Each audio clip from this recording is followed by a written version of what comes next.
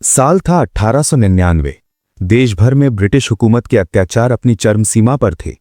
लेकिन राजस्थान के लोग अंग्रेजों से नहीं, बल्कि एक ऐसी कुदरती आपदा से लड़ रहे थे जो उनके शरीर को अंदर से खोखला कर रही थी। सड़कें लाशों के ढेर से ढकी हुई थीं और उन लाशों का हाल इतना बुरा था कि चील कौवे तक उन्हें खाना पसंद नहीं कर रहे थे। लोगों के शरीर में इतनी ताकत नहीं बची थी कि वो अपने प्रियजन के पार्थिव शरीर को अपने कंधों पर उठाकर उनका अंतिम संस्कार कर सकें। अपनी प्रजा को मरता देख महाराजाओं ने अपनी पूरी संपत्ति दांव पर लगा दी थी। गांव के गांव पूरी कहानी जानने से पहले चैनल को सब्सक्राइब कर लीजिए। बीज दिए थे, यहां तक कि ब्रिटिश हुकूमत ने भी राजस्थान में राहत शिविर लगाए थे, मगर फिर भी उस आपदा ने राजस्थान को इतना दर्द दिया जिसकी कीमत केवल राजस्थान के 45 लाख लोगों को अपनी जान देकर चुकानी पड़ी। ये कहानी है छप्पनिया अकाद की, देश के इतिहास का वो काला दौर जब लोगों को कुछ दाने अनाज के लिए अपने बीवी बच्चों तक का सौदा करना पड़ा। और अगले कुछ मिनटों में आप राजस्थान के लोगों के ऐसे संघर्ष के बारे में सुनेंगे जिससे आपकी आंखों में दर्द के आंसू आ जाएंगे। भारत के इतिहास के सबसे भयंकर अकाल की कहानी शुरू होती है साल 1899 में थार रेगिस्तान से।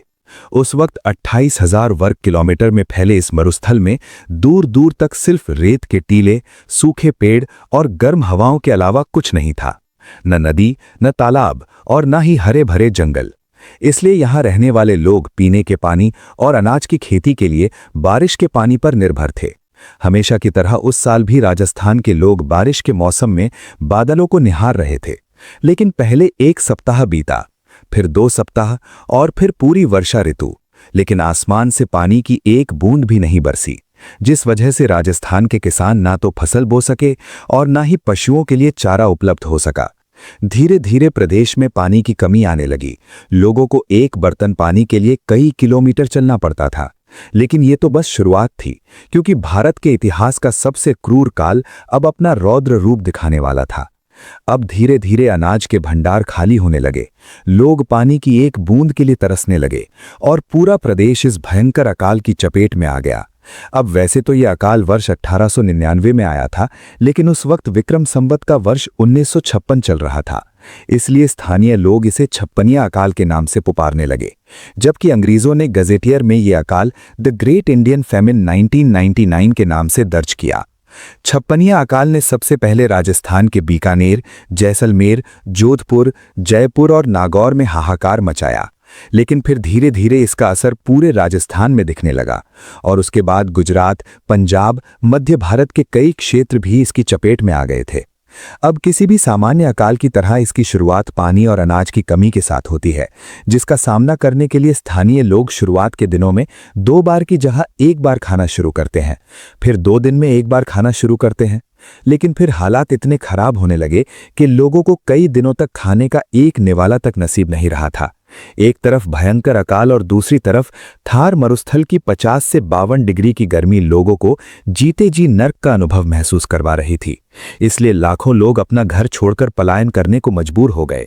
लेकिन भूखे और प्यासे लोग पलायन करते हुए रास्तों में ही मारे जा रहे थे।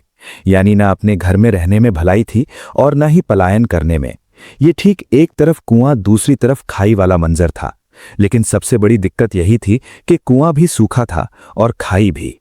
पेट भरने के लिए राजस्थान के लोगों ने रोटी और सब्जी के बजाय राबड़ी पीकर दिन काटना शुरू किया।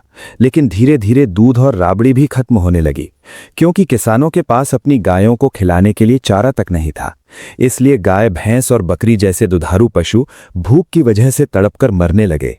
अपने प्यारे पशुओं को मरता देख लोग काफी तड़प रहे थे, लेकिन कुछ कर नहीं पा रहे थे। ऐसे ही कुछ हाल प्रदेश के बाकी पशु पक्षियों का भी था। धीरे धीरे करके जानवरों की संख्या भी तेजी से कम होने लगी। वहीं दूसरी तरफ भूख से तड़प रहे लोग अब तरबूज और ककड़ी के बीजों को भूनकर खाने लगे थे। उस जमाने में राजस्थान में बेर बहुत हुआ करते थे, इसलिए लोगों ने रोटी की जगह बेर खाना शुरू किया। लेकिन कुछ ही समय में बेर खत्म हो गए, जिसके बाद लोगों ने खेजड़ी के पेड़ की सूखी सांगरी यानी खोखा खाना शुरू किया। मगर एक समय पर वो सभी पेड़ भी पूरी तरह से खाली हो गए, साथ ही खाने के सभी वक्त भी। लोग भूख से इतने तड़प रहे थे कि पानी की प्यास को तो भूल ही चुके थे। तभी उन्होंने सूखे हुए खेजड़ी के पेड़ों की छाल को पीसकर उसे थोड़े से पानी में मिलाकर पीना शुरू किया। यहाँ तक कि बच्चे खेत के आसपास लगी सूखी कांटेदार घास को अपने मासूम हाथों से उठाकर नंगे पांव चलते हुए अपनी मां के पास ले जाते थे। फिर परिवार वाले कांटों के एकदम बीच में जो बाजरे के दाने छुपे रहते हैं, उन्हें बड़े धीरज से बीनकर इकट्ठा करते और फिर उनको उबाल कर खाते। इस भुखमरी ने शाकाहारी लोगों तक को सांप और नेवला पकड़कर खाने के लिए मजबूर कर दिया था। यहां तक कि कुछ मनुष्य तो नरभक्षी हो गए थे, यानी जब उन्हें भूख प्यास से मरा हुआ कोई व्यक्ति दिखता तो वो उसके शरीर से मांस निकालकर खाने लगते। जिंदा रहने की जिद में उन्होंने वो सब कुछ किया जो करना संभव हो सकता था, लेकिन भूख ने लोगों के शरीर को चूसना शुरू कर दिया। रात दिन भूखा रहने की वजह से उनके शरीर का मांस गायब हो चुका था। भूख ने उनका खून तक चूस लिया था। उनके शरीर की हड्डियां भी दिखने लगी थीं। लोगों का शरीर ऐसा हो चुका था मानो कोई हड्डियों का कंकाल, और कमजोरी इतनी कि किसी सहारे के बिना खड़ा होना भी मुश्किल हो चुका था। बच्चों के शरीर का विकास रुक गया था। जवान लोगों का शरीर सिकुड़ने लगा था और बुजुर्गों के हालात इतने बुरे थे कि वे अपनी खटिया से खड़े तक नहीं हो पाते थे। कई लोगों ने अपने आंगन में लाठियां गाड़ रखी थीं ताकि उनके सहारे उठा बैठा जा सके। आज धन दौलत की लोभ लालच इतनी बढ़ चुकी है कि अपने अपनों के दुश्मन हो गए हैं। लेकिन ये जानकर आप आश्चर्य में पड़ जाएंगे कि उस वक्त धन दौलत का मूल्य ना के बराबर था। हजारों लोगों के पास सोने चांदी के सिक्के हुआ करते थे, लेकिन जब उनके घर चोरी होती थी तो इन मूल्यवान धातुओं की नहीं, बल्कि उन मुट्ठी भर अनाज के दानों की, जितने दाने आजकल लोग खाते हुए अपनी प्लेट के बाहर गिरा देते हैं। यहां तक कि चूल्हे पर चढ़ा हुआ अनाज का घड़ा भी चोरी हो जाता था। और चोरों को अपनी इस करतूत पर गर्व नहीं बल्कि शर्म आती थी, क्योंकि उस वक्त वो 2 दाने खाकर अपनी जान बचा लेते थे, लेकिन वो जिनका खाना चुराते थे उन बेचारों की भूख के मारे तड़पते हुए जान चली जाती थी। उस वक्त राजस्थान और गुजरात में छप्पनिया अकाल ने भयंकर त्राहिमाम मचाया था, जो देख वहां की स्थानीय रियासतों के कई राजाओं ने प्रजा के लिए अपने अन्न भंडार खोल दिए थे, जिनमें खरवा रियासत के राजा राव गोपाल सिंह खरवा, बीकानेर के महाराजा गंगा सिंह जी राठौर और मेवाड़ के महाराणा फतेह सिंह जैसे कई महान राजाओं का नाम शामिल है। इन राजाओं ने अपनी जनता को बचाने के लिए जगह जगह लंगर लगवाए और भूख से तड़प रहे लोगों में खिचड़ी और उबलते हुए चने बंटवाए। और जब पैसा खत्म होने लगा तो उन्होंने अपने इलाके के कई गांवों तक गिरवी रख दिए। लेकिन छप्पनिया अकाल का तांडव रोके नहीं रुक रहा था। इन वजह से राजाओं ने कई जमींदार और साहूकारों से भी मदद मांगी, जिन्होंने प्रजा के लिए कई खाने के भंडारे लगवाए। इसी बीच सन 1899 में ही लॉर्ड कर्जन की भारत में इंपीरियल गजेटियर में अकाल से प्रभावित लोगों के लिए कुछ राहत शिविर खोले गए, लेकिन उनमें लगभग 25% लोग ही सीमित राहत ले पाए।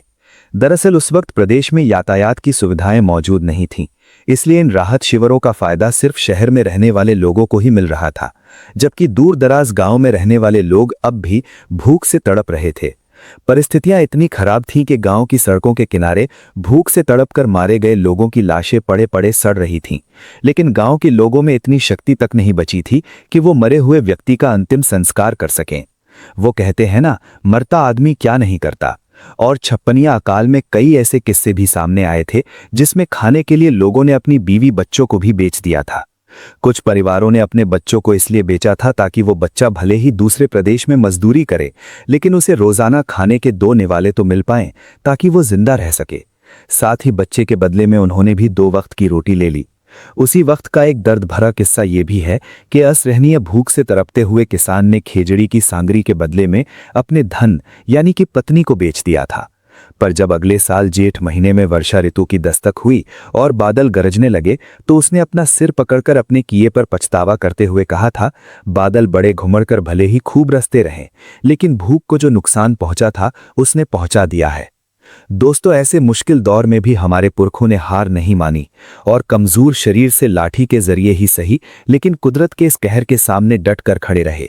उनकी हिम्मत और संघर्ष के लिए प्लीज लाइक और कमेंट जरूर कीजिए और इस वीडियो को इतना शेयर कीजिए कि हर नौजवान को भारत के इतिहास के इस मुश्किल दौर के बारे में पता चल पाए। और अगर आप इस चैनल पर नए हैं तो सब्सक्राइब करना ना भूलें। धन्यवाद।